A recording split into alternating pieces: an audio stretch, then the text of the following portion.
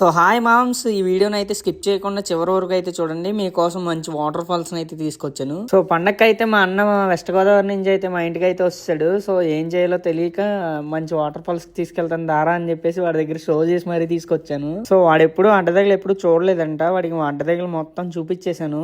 చూపించేసి వెంటనే మన పింజరకొండ వాటర్ ఫాల్స్ కి అయితే బయలుదేరిపోయాం. ఇంకా వాడైతే బండి ఎక్కిన కాడి నుంచి చావ కొడుతూనే ఉన్నాడు, రే మంచి బిర్యానీ ఇప్పించరా మంచి బిర్యానీ ఇప్పించరా అని. సో వాడిని అయితే మన గౌడ్స్ బిర్యానీ తీసుకొచ్చేసాను.